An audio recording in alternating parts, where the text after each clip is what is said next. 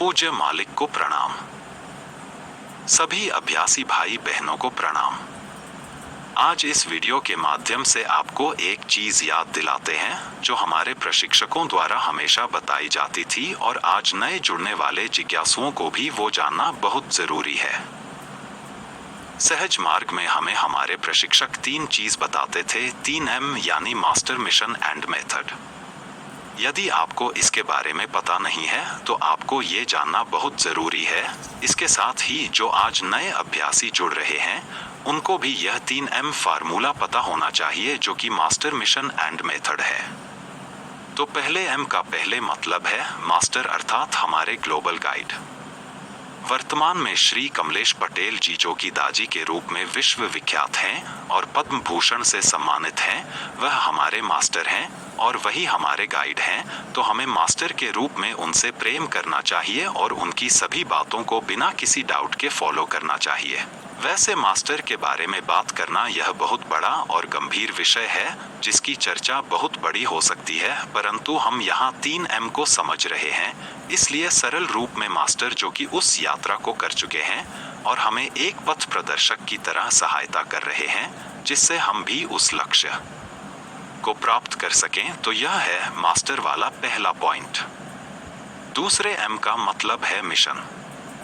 Mission क्या है? अब मिशन के बारे में समझते हैं। हमारे सहज मार्ग का मिशन है हार्टफुलनेस, ध्यान को प्रत्येक घर तक पहुंचाना जिससे पूरी मानवता उससे लाभान्वित हो सके। यह कार्य मिशन के कार्य में आता है। हम सभी अभ्यासी भाई बहनों को इस कार्य में निरंतरता से लगना चाहिए।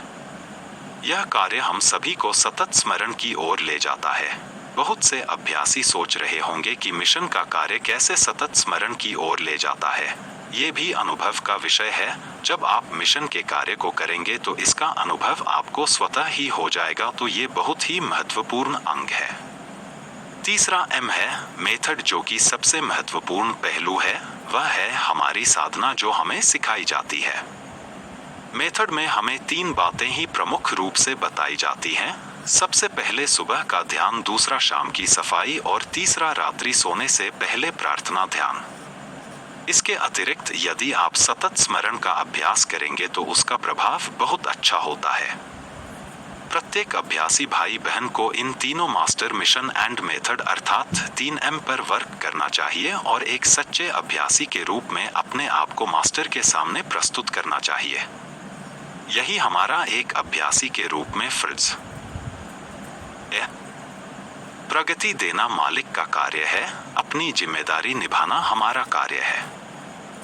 यदि आपको कुछ गलत लगे तो अपना छोटा भाई समझकर माफ कीजिएगा। आप कमेंट बॉक्स में अपनी राय दें। यदि आप इस चैनल पर नए हैं और आपको कंटेंट अच्छा लगा हो तो चैनल को लाइक, सब्सक्राइब एंड शेयर करें। हम कोशिश करेंगे कि विशुद्ध साधना से संबंधित चीजें ही आपके साथ शेयर करें जिससे हम अपनी साधना में तीव्रता ला सकें और मालिक के लक्ष्य को पूरा कर सकें। आप सभी का वीडियो देखने के लिए हार्दिक धन्यवाद। मिलते हैं इसी तरह की अगली वीडियो में। आपका बहुत बहुत धन्यवाद।